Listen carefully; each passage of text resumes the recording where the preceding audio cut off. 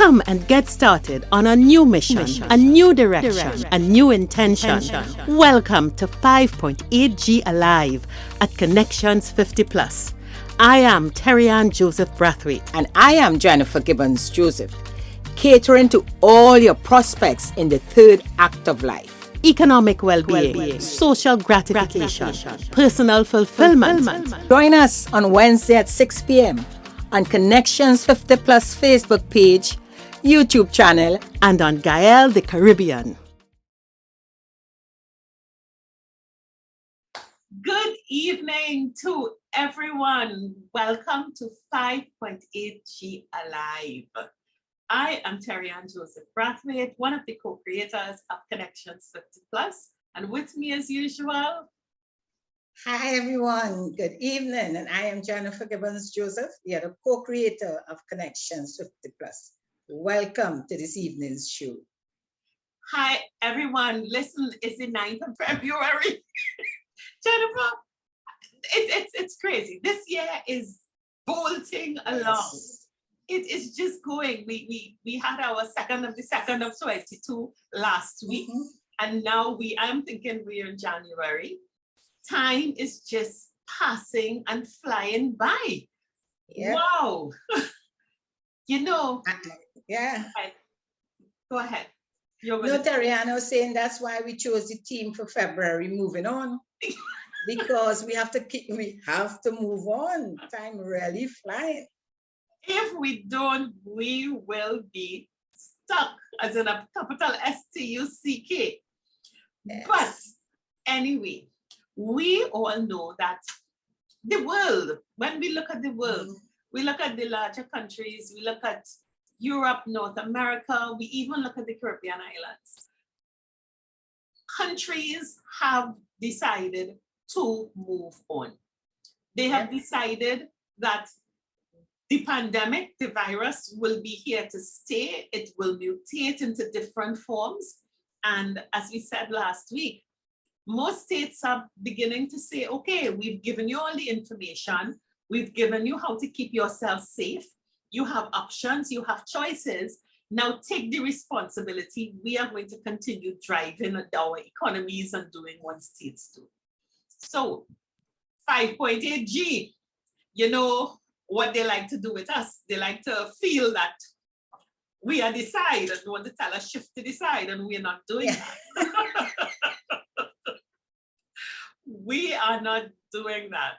And as we have been talking for Jennifer, we started this year in a really, really beautiful way, setting the stage for a new beginning, haven't we? Yes, and you know, listening to the news today, this morning, I must say, you know, I listened that our death rate has been reduced, you know, the COVID death rate. Well, with Omicron, it will go down. So yes. You know, that is good news. Yeah. So, you know, we still have to be responsible, but there's a little comfort that we could step out and move on, you know, not to wait anymore.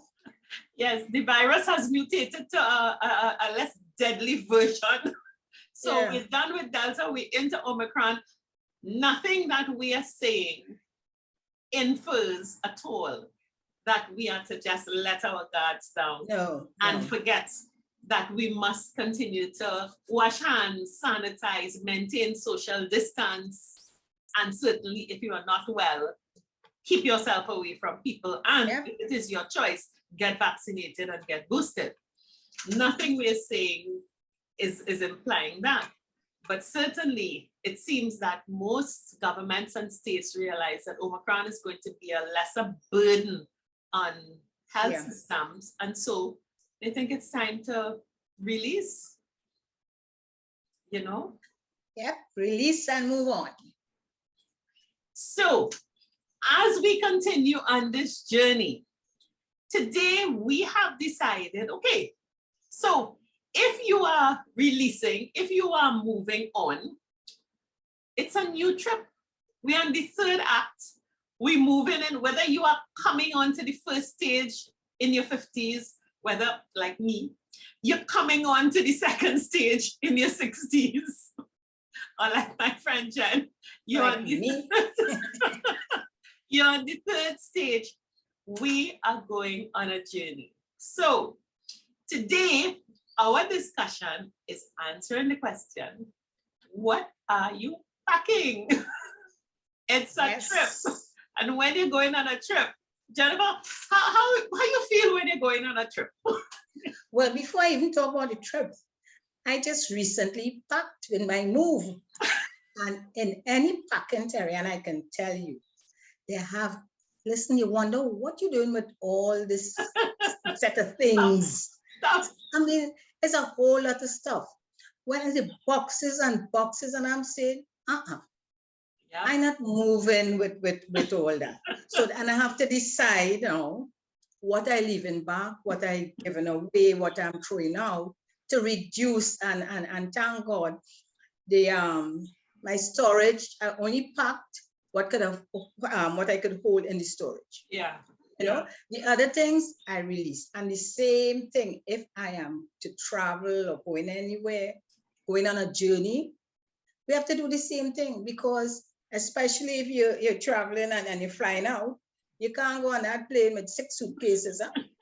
You have to decide, hey, if you're only allowed 2, you have to prioritize and say, hey, this is all I'm taking with me.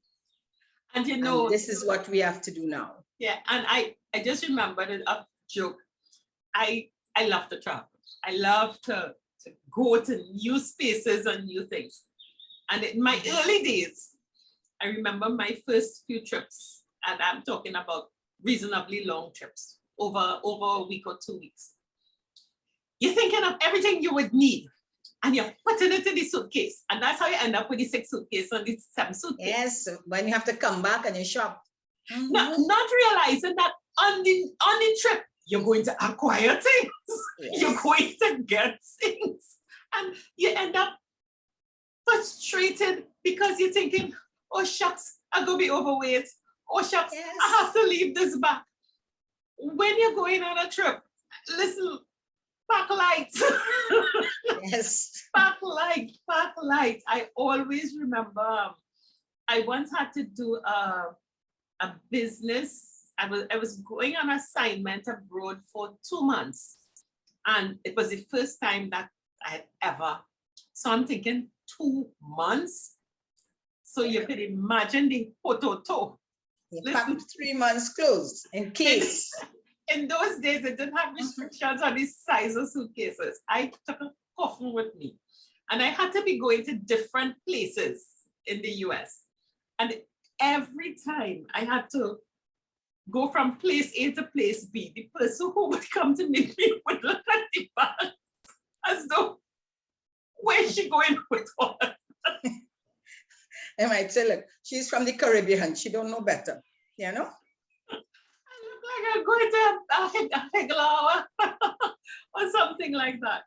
So I could just imagine now with our experience as we are starting this new phase, we're certainly not overpacking.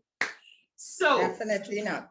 Jennifer, we're going to start our In Tune section, and we are going to give a nice little guide as to what we're packing as we go into this journey moving on.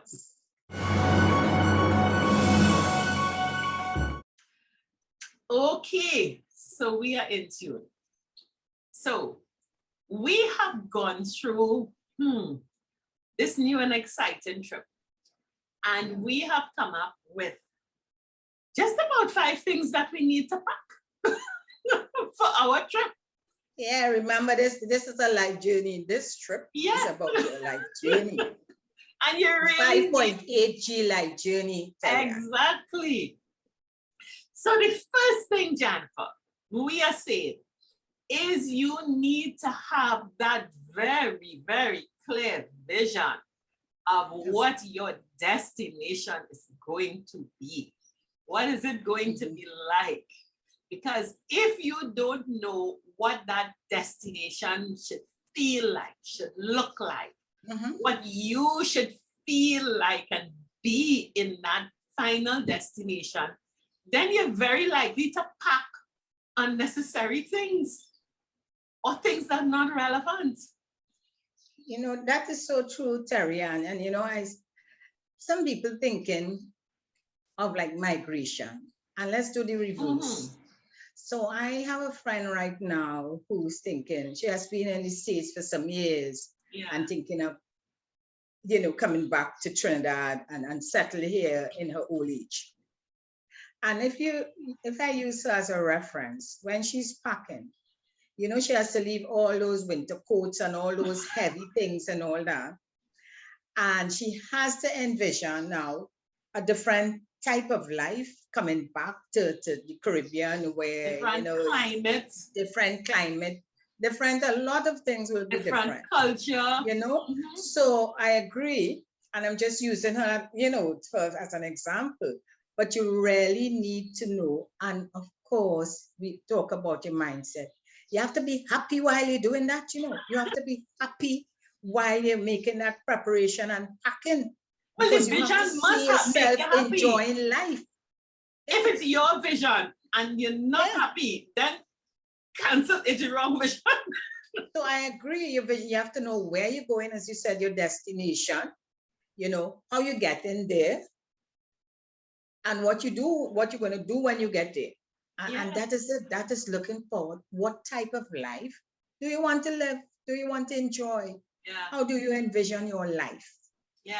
And 5.8G. And Jennifer, you know, we have to really emphasize, because this is the starting point for planning. Because I think a lot of people envision a life, but it's a picture and they are not in it. Like they have an idea of something they've seen or an experience that someone else is having, or some collage of different experiences. But for a lot of people, when they're doing that, they are not in it, really absorbing it. And if it says you in producing a beautiful garden, you know, they're seeing the garden finished. They're not seeing themselves preparing the soil, planting the seeds, maintaining the things, and then seeing the first bud coming out. Or but we have to remind them this is your journey. You packing for your trip, for your journey. You know, you're not taking along anyone at this time, unless of course you have a partner who you'll have to include. But this is how you want to see your life. You know, so it is really important to set it out, make your plan. And we did the vision board. You know, we have been speaking about the vision board, how it can help you in that planning. And one thing we told people in that vision board exercise that we can share with you is that even though you find a beautiful picture of, if you want to be an international speaker, take a picture of someone on a podium talking to 50,000 people, and take your picture and put it on the person's face. So you, you have to see yourself in action, you know? Absolutely. So first thing to pack is that beautiful vision of your destination, and you are firmly in the middle of it when it is manifest. So that vision is the destination manifest, complete.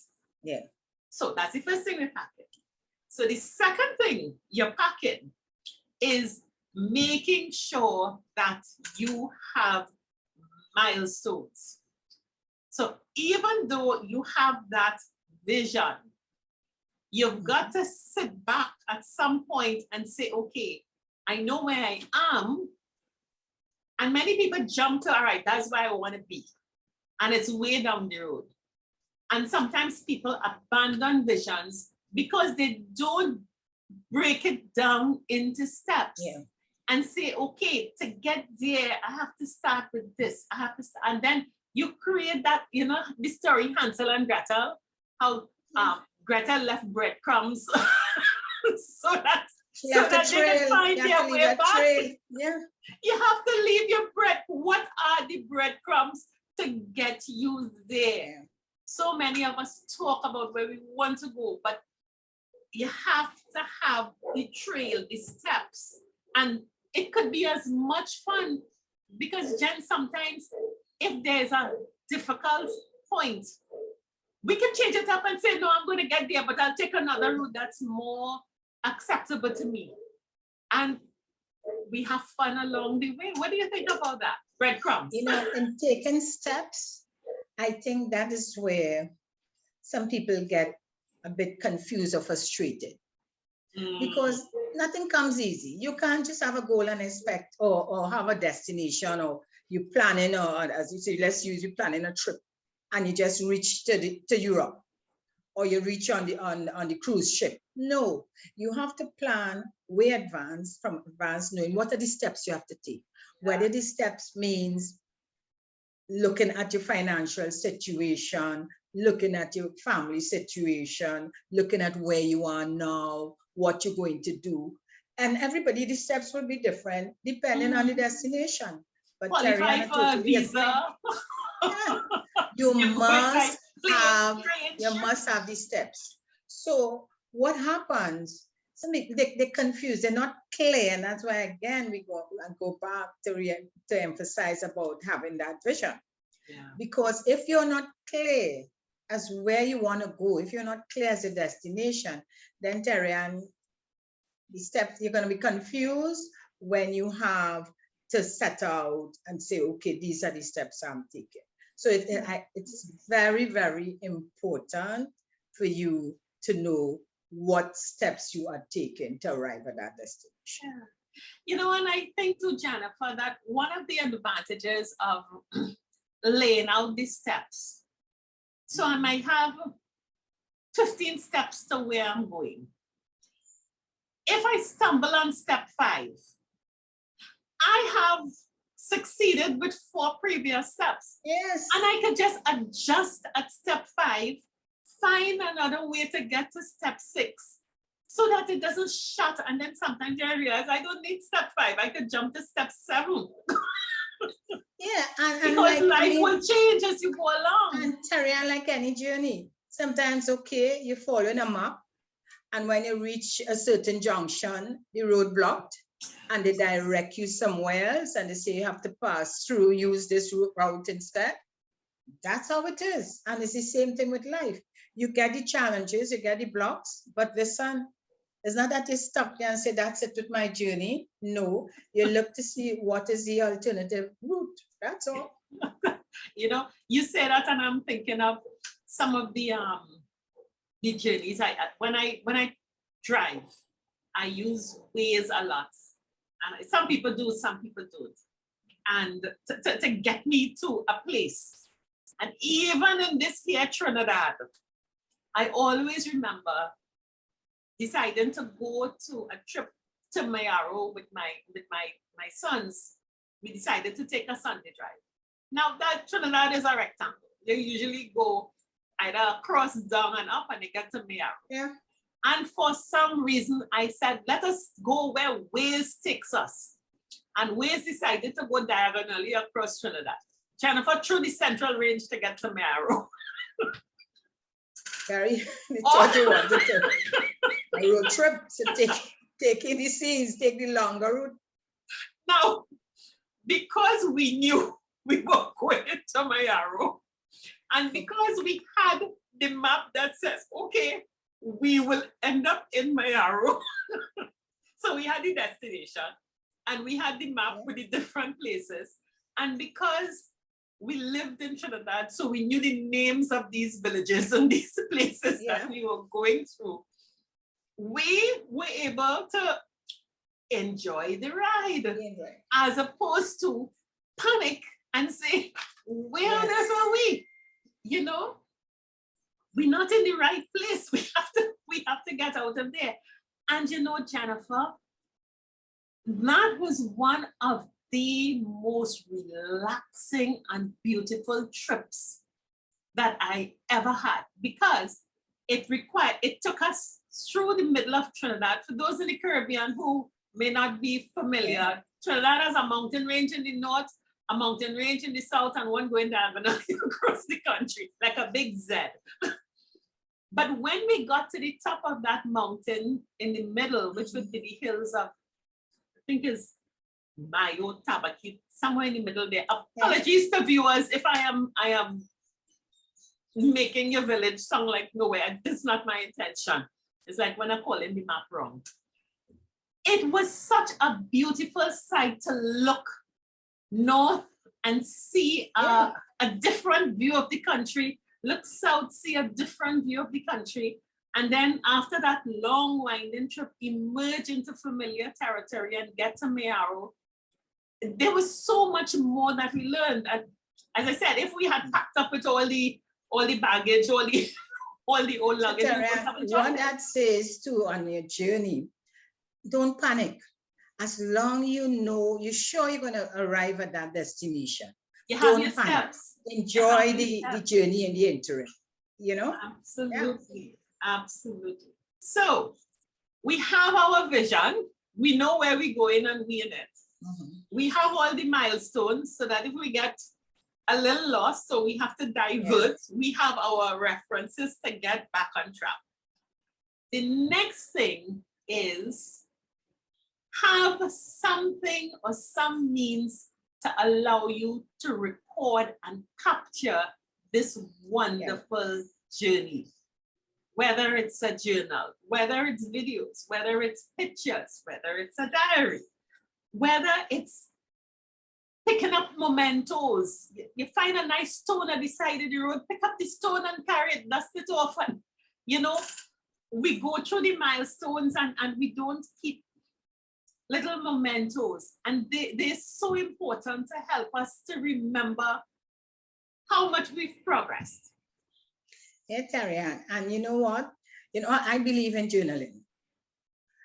But more recently there with technology where you have all the videotaping and you know all the digital not just the digital photo albums, you know, you could really create your own vision board with your digital photos.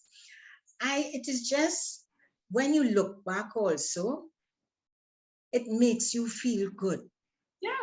That this is the journey I have been on. And I also look at that as leaving a legacy. Because with the recent celebration of my mom 100, her grandchildren were able to, because of course the younger ones, very technical, were able to put together that album with all the mementos. I mean, beautiful. She was so proud, and not that just that each of one of us have a copy of it and pass it on. So it's not just you enjoying your trip, you're taking your photos, you're taking your notes and all that. It's to make you happy and also think of those your family members, you know, let them see through your eyes what life is all about. Enjoy it. And even if there's no family around, even if there's no friend around, it is you. And you start with you enjoying it, but it's good to leave back, you know, you have it there. And sometimes I think it is the stuff that stories are made of, because when you are along your way, you meet people, and sometimes you meet new people, and people may say, where have you been? And sometimes we don't know. If you have this journal, if you have these records, as you meet new friends, you have stories to tell. You have adventures to share. And that's so important in building bonds, building new friends, building community. You know, you share ideas, share thoughts, and we don't know, our memories mightn't be too good going forward. That's a real thing. And also, there may be so much that has happened, we may forget. But if we have this journal, be it written, these videos that we can carry actively, and then just like your mom, when we get to that stage, then it can be presented as our stage. But I love it. It's, you know, it's like you're painting a picture, and you have the record, your canvas is there of the journey that you're on. I'm just thinking of that, Jennifer, and I am so excited, you know, listen, you have so much fun, and sometimes you look back, and as you grow old, I still look back at some photos and videos, and I say, I used to do that. I can't believe this. You know, I recall certain things, and I had so much fun. Having. Yes. You know, I tend to go into my photo album, and Facebook does this beautifully for you. And look at, all right, what was I doing 3 years ago, 2 years Yes. ago, 1 year ago? And even in those short periods, my journey on the 5.8G stage, I can see how very different I am and how I'm emerging. I mean, yes, 20 years ago, 30 years ago, that was a different life. I'm not interested in that life so much right now. But you know, those recordings, they really do, they make the packing light, and you don't feel like you're carrying a lot of bags. And that's what you have to put in your luggage. That's what you have to put in your luggage. So we are on to the fourth thing that you have to pack. Now, Jennifer, there's a tricky thing. This is a tricky thing. The fourth thing that you have to pack is a friend. Now, wait a minute. Remember, Jennifer, I always remember, and we talked earlier, and we talked about you might have to go under the table or stay in the cave a little longer. And Jennifer said, you know, bring someone, but watch who you bring. Yeah. Make sure it's not somebody who keeping you under there. So when you're packing and you're looking for a friend, I have advice. You can have 4 types of friends that you can bring. Sometimes it's necessary to get a new friend. It may be that the old friends may not want to, or not be able to, or not available to go and enjoy this journey as you want to enjoy it. Because remember, it's your journey. So sometimes you may just have to depend on the friends you make along the way. If you have an old friend who can go, even better, great. If one is available, go. Sometimes a friend may not necessarily be a human being. A friend may be an animal, a pet, or something else. But the most important friend that you have to take along with you is you. You've got to be your own best friend. And in that way, if you have a new friend, an old friend, an animal friend, remember that you are your own best friend along that journey. And just so many people, I think, don't realize that.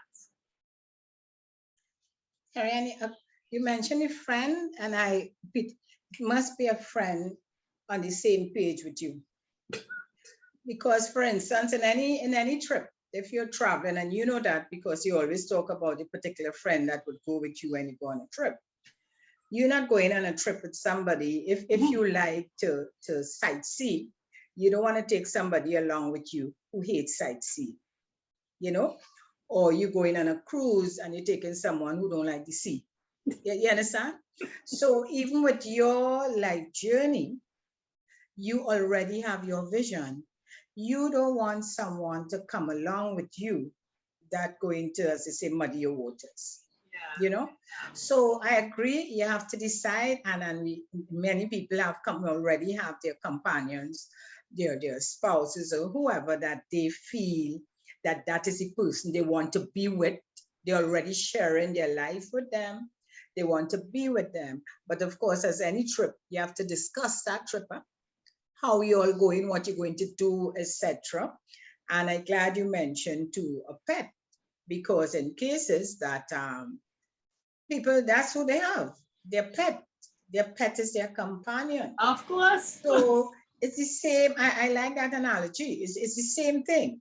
It's your life journey. Who do you want to be with? You know, we ask who you want to be in your circle. You understand? Who you could really relate to. Who are the ones who will put a smile on your face and say, yes, if you want to go somewhere, I will go with you, or, you know, to be there with you. So it is really very important to have someone. And if you don't have someone, your best friend is you. Absolutely. Because, you know, I can do many things on my own. I have lots of friends, but there are times when I'm alone, but I am not lonely or miserable. And, you know, I am thinking on most occasions when I do take a trip, I normally, if I leave here alone, I normally go to meet someone, you know, at that destination. You know, but traveling alone, I can do that because I'm comfortable with who I am. Yeah. So I like how you covered the different areas. When you say friend, it doesn't necessarily just be a human being, a companion. Yeah. And Jennifer, I know one of the difficult things we have to deal with when as we get ready to move forward. And this is we touched on this because a lot of people moving forward would have suffered significant grief. They may have lost life partners. They may have lost children. Young 5.8 Gs, those in the 50s, may have lost parents or close relatives who are close to them. And Jennifer, a lot of people hesitate, stop, turn back, decided not going forward because they have no concept of who will travel with me. This friend. How do we help persons who think, but I can't go on, or how am I to go on if the friend that I've journeyed with to this point is not with me anymore for whatever reason that friend is not there? Terri-Ann, that happens a lot, and I hear people say, well, you know, I can't live, my mom gone, I can't live with them, or your spouse, or whoever their loved ones, you know, departed. They don't know what to do. You have it, as you said, in separations, all different types of separation, where that person may feel lost and alone, and they just don't know where to turn. And their option is just to sit down home and do nothing. In the cave. Actually, yesterday in a conversation with a friend, it was referencing someone in grief. And I was asking, you know, that person that recommended that she go for counseling. And we were talking about we're speaking more on the spiritual side of things.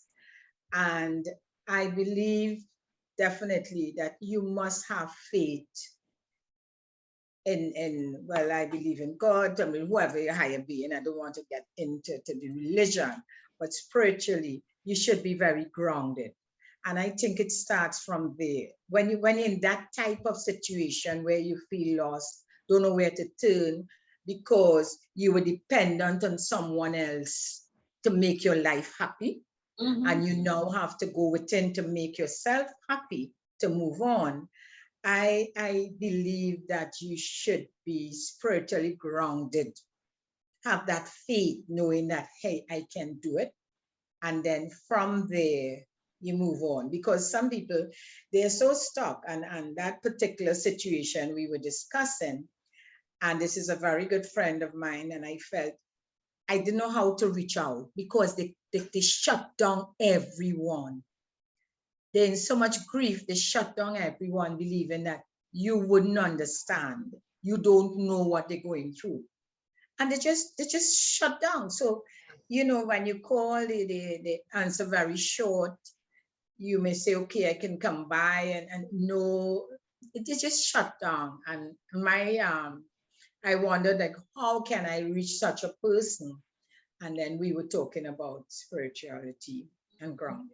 So someone like that who shuts out everyone because they believe they cannot do it alone, they need to go within. I agree with the counseling, but definitely I feel they should look within and get that, you know, but please into them, you know, have some faith. Yeah. You know, there's a perspective where you could be looking from the outside in at someone who is in grief, and I love your point that the person who is in grief can be helped. But I know this might sound impossible if one of our listeners is now in that position, in grief, and not believing that they can move on. Yes. And grief from separation by death, separation by divorce, separation by empty nest, the children gone and everybody leave you. You're losing your job. You're losing your job. You're all kind. You're stuck in abroad, or there are so many reasons for grief, and I think many people in their grief we have become dependent on someone to come and pull us and guide us through or talk us through. But Jennifer, I believe that one of the things that while we are conscious now and we're looking forward, we have to prepare somehow to be able to at least start our ignition to get ourselves out. Yeah. To at least put out a hand so that when someone is passing by and able to pull us out, we could help to take ourselves up. Yeah, Terri-Ann, that means, and we're going back to what we have been saying throughout our programs and what the professionals who we had as guests have been saying. We have to start with ourselves. We have to start by facing that truth, the reality of life, and start to build ourselves, build that strength. So when that, because it will happen, all of us at some stage, all of us has to go through the death of someone, some situation, around us. So this is it, to face the truth and ask yourself, what would I do in a situation like this? How can I start from now to strengthen myself? So when that comes, yes, I'll be in grief, but I will be able to get out of it. Yeah. Who can I trust and talk to openly without being judged? And who can really help me? And I agree, don't wait until the situation happens. Look at your situation right now. There are things that, it would happen. How am I going to deal with it? And I think that is an approach we at this stage can, could put things in place and not wait and say, well, that won't happen to me. So that is something that I would do or suggest that persons should do. I listened to I have two short stories. I was talking to a friend recently, and a mutual friend recently passed, unfortunately, with COVID. And she's describing those last days. And in the preparation for that journey, because that's a journey too. So yes, we might have this journey that is next 30 years, 40 years, but some of us may know that the next journey is going to be short. Yeah. We may have a diagnosis, we may have something, and we may know it's a year. Yeah. It's 2 months, it's 3 months. And that person did not do realistic packing.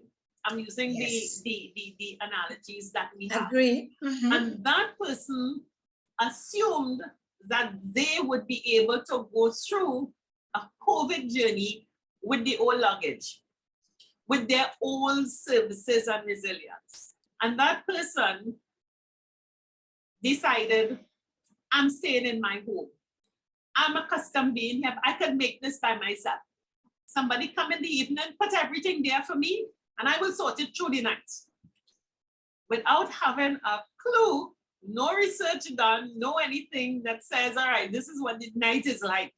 Remember, we talked in step 2, you have to understand the milestones. And they got wonderful care in the day because the resources were around. But because they did not plan for that night trip,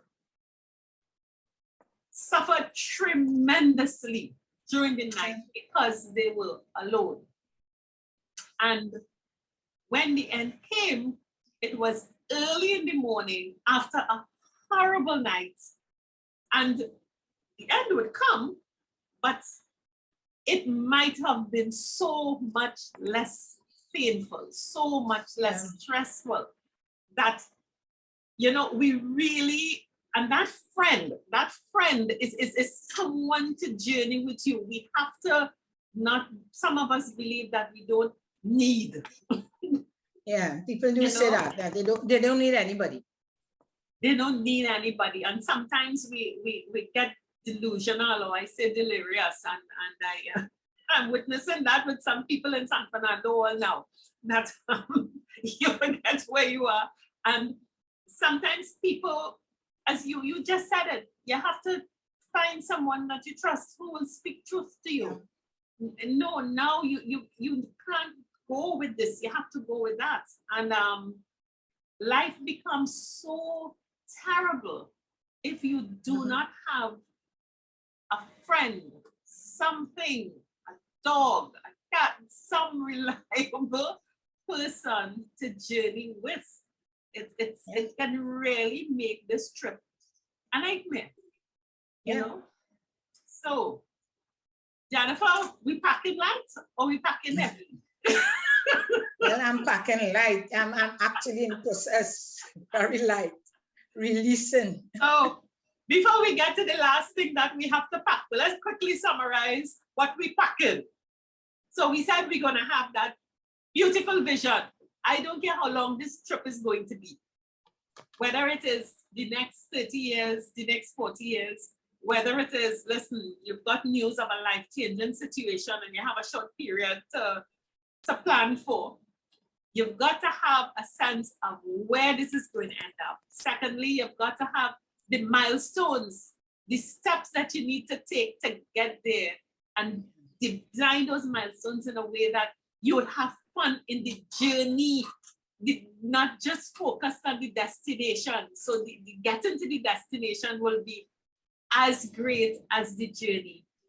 And then you're going to record. You're going to make sure you have, whether you're recording the steps, because in your recording, you're going to be creating the basis for the stories you will tell. As you meet people along the way and you encounter, and when you get to the destination, you want to tell people what happened.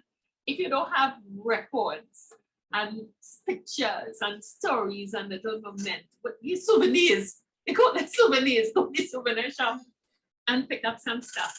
And then make sure you have a friend who, whatever that friend is, someone, something that can carry you along the way. Yeah. And Jennifer, the last thing that you need to put, I think we're going with hand luggage if this is how we pack it. The last thing. Yes, Jen? No, I'm just saying that the airlines now, they have the weight of the suitcase and they measure the size of the suitcase. It has to fit into a little case that they have there, you know. So you have to be kept in line, yeah. And then you don't waste time in the baggage area waiting for, and then go to customs faster. They get to where you're going faster. Okay, so the last thing that we're saying you need to pack is acceptance of your here and now. A lot of us spend a lot of time carrying our past into our future, and that's a discussion we have. But we don't pause to think of where we are now. That sum total of the experiences, that the fact that we are present and able to plan this next stage and say thank you, gratitude that we have come this far and that we can set off on another journey, in another gear, in another space at our choosing. You know, some people focus on what they can't do, what capacity they don't have, what they used to be. But if we accept who we are now, most of all in real life, and we have the capacity to dream and to go forward, if we don't accept that, then Jen is starting with that new trip with your hand tied tie up, your head tie up, you're not free to really enjoy where you're going. You know, my mind, when you speak Terri-Ann, I may go, and I'm thinking of that trip, and I'm thinking of acceptance. And, you know, what came to mind here is that you're going on a trip. Remember, we're dealing with the 5.8G. Yeah. I'm at the third stage, so you know, understanding this stage. That you're still going on the trip, but the acceptance, you might think, you know what? I need to book a wheelchair because I can't walk from one terminal, you know, those terminals, cross the other one to jump in that little train to take me to the other part of the airport. No. And if I feel my knee is going to give away or what, I book in. I'm not going to feel shame. Listen, this is the acceptance. I had a friend who just had a not that major operation. And she said she was able to say for medical reasons, she wanted to reach it because she said she don't have to wait long in line by immigration. They take her in. So age has its advantages, you know, when you third stage. So yeah. Acceptance, accept the fact that this is your situation right now. Whatever it is. So for instance, even if you're downsizing and you're going into a smaller home, don't go into a 2-story apartment where you have to walk up staircase. So even if they have an elevator, the day that elevator shut down, you're staying on that wrong level. So make a decision, accept your situation. And it comes all different things you look at on your life journey. So your situation might be now that, okay, I would like to live this type of life, but my financial situation can't afford it. But I can still enjoy my life. I just have to, you know, cut down a bit. So there are so many different ways. You have to also decide the acceptance that, okay, if you're responsible for taking care of a sibling or loved one, and that is your situation, that when you're going on that journey, you need to take that person because that is your situation. Then you factor that in when you're doing your steps. You can't just say, okay, I'm moving here, not realizing that. Okay. So the acceptance comes in so many different ways that it is important to know. And I will mention this, Terri-Ann, because in the conversation yesterday, where we showed about spirituality, etc., you know, we were saying that this particular person had a life-threatening illness. Yes, no one, my dad used to say, nobody want to die. We want to live forever, and we know that's not possible. So if your friend has been diagnosed, and you know, it is a matter of time. Even if you say, okay, praying is 20 years or something, you still know that what would I do in the event of this? We need to accept the fact that this is how it is, and go back to, you know, you're praying, yes, you're praying for them to live your life, not die, whatever you're praying for. But at the end of the day, you have to accept, and I may sound a little thing here, but you have to accept God's will. That's basically it. And that is what you have to pray for. And to be able to and know that is not you alone, and that in accepting, you're not wishing that person in whatever situation, though, you know, but you have to accept the end results. You know, it's no longer in your hands. You have to accept it. So acceptance, I mean, when you say acceptance, that covers so many different scenarios. And it is very important because Terri and I believe when you can't accept the situation, then that is where you get stuck, because you are blinded. You can no longer set out steps. You can no longer see a solution. You no longer believe that someone else or friend could help you through.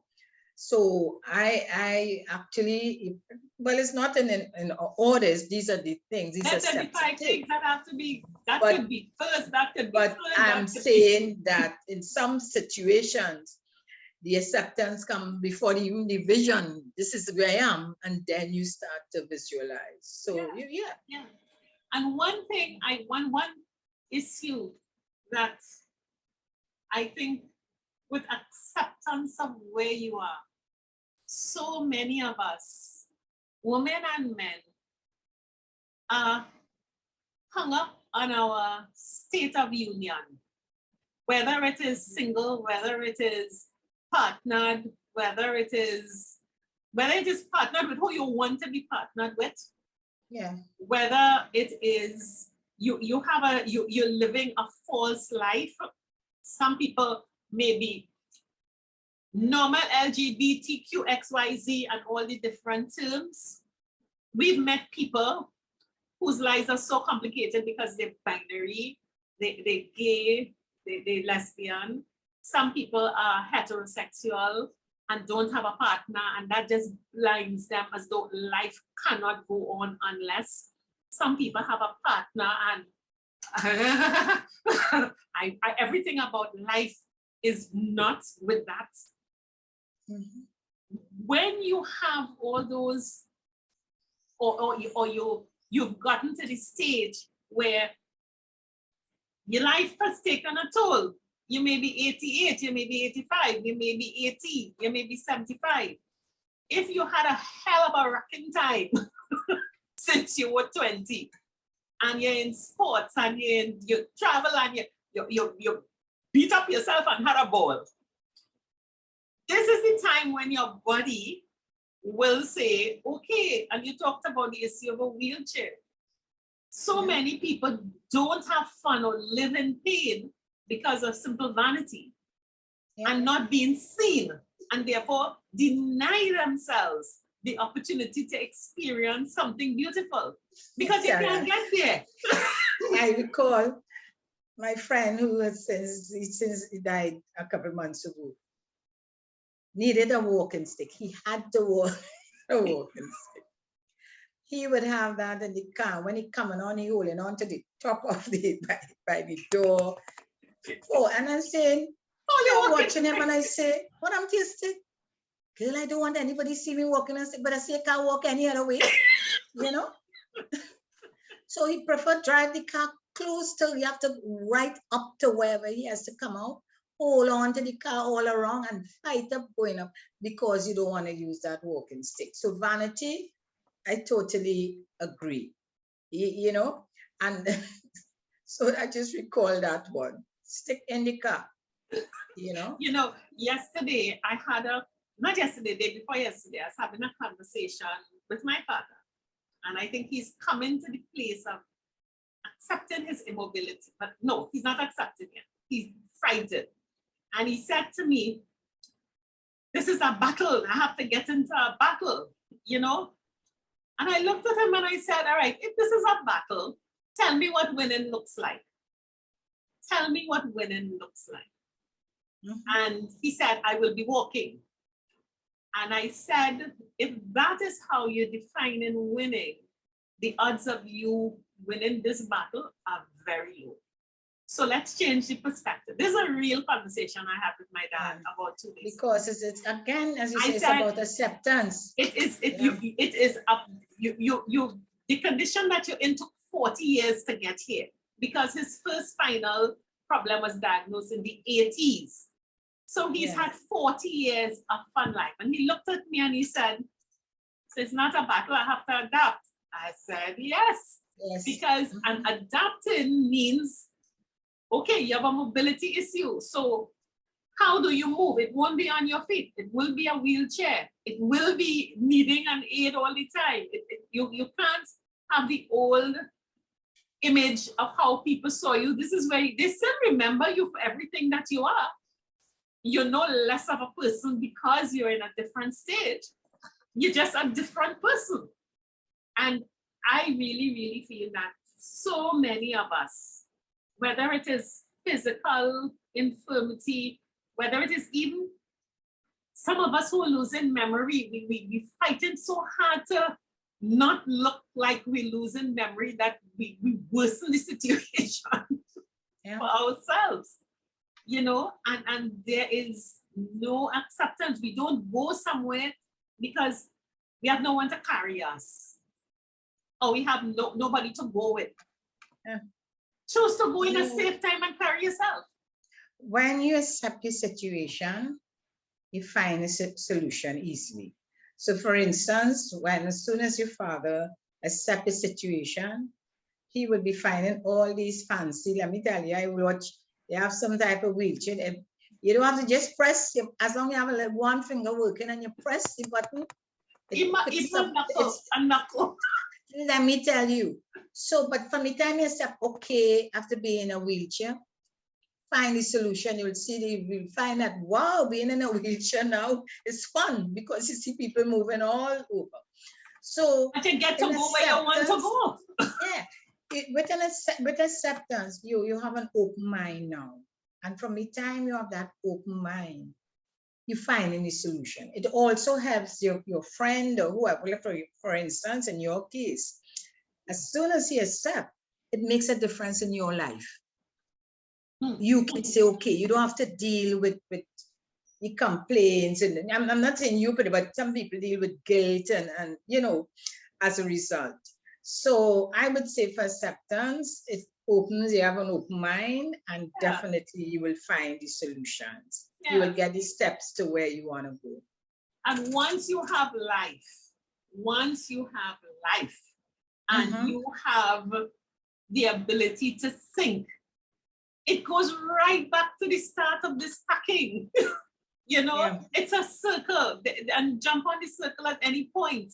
You can now have a new vision, get your milestones, get your way to record as you go along. Get a friend to come along, even if that friend is you.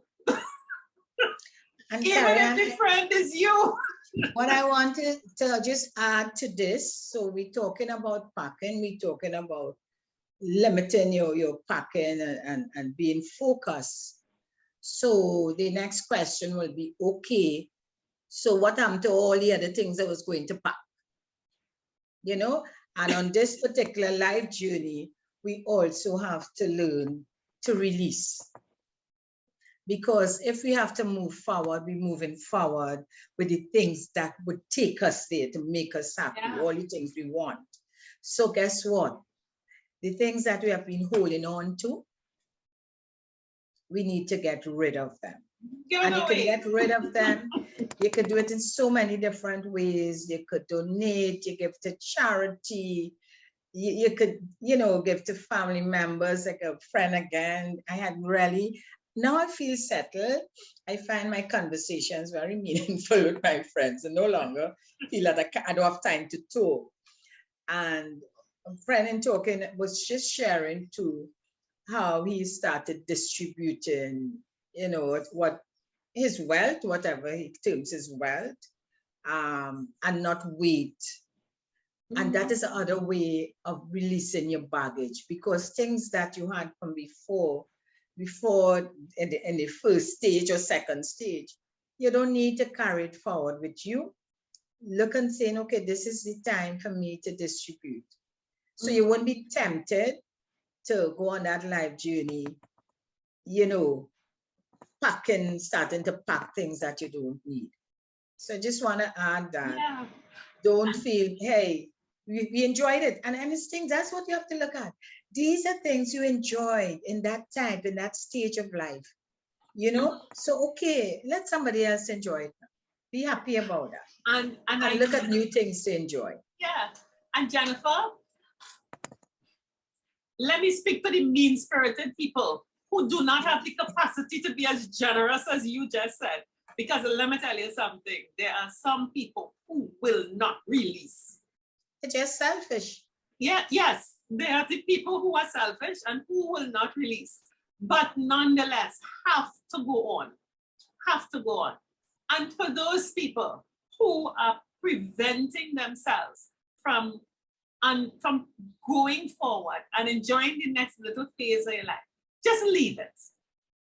Just leave it. Don't try to carry it. Don't try to hold it. You may not want to, and I'm thinking of specific personalities who are sitting and hoarding. Just leave it and step on. Because the reason is, you see, this journey we're going on, you're not coming back. You are not coming back to the stage. This journey that we, the 5.8G, are on and we're planning for and packing for now, it is not a vacation where you coming back to those things. So I say leave it, because when you proceed onto your vacation, the people who are left behind will distribute it and organize. You know, unless there are legal things tied up in bank accounts and stuff like that. And even then, the state will organize it.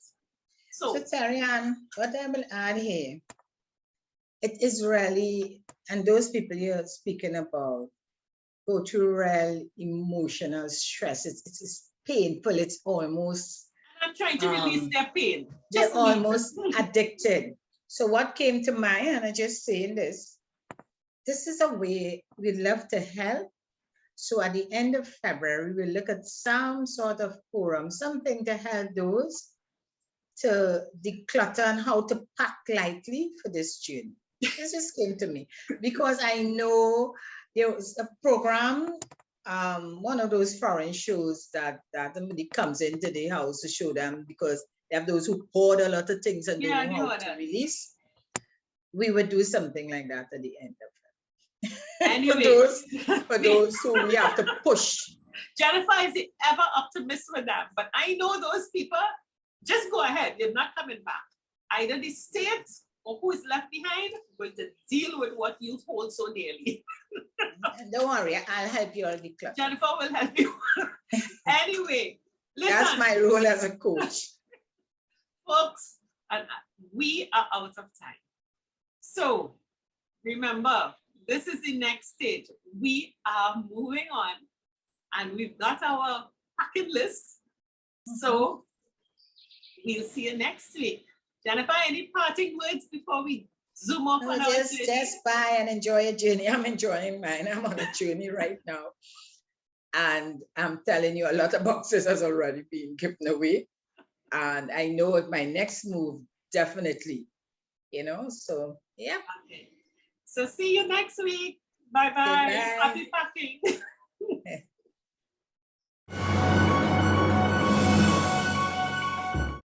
50+ Tribe and follow us from Trinidad and Tobago and the Caribbean. Thank you for joining us on this Connections 50+ 5.8G Alive show. We hope you enjoyed the lively conversation and look forward to seeing you next week. Don't forget to like our Facebook page and subscribe to our YouTube channel. We really love getting your feedback. Bye for now.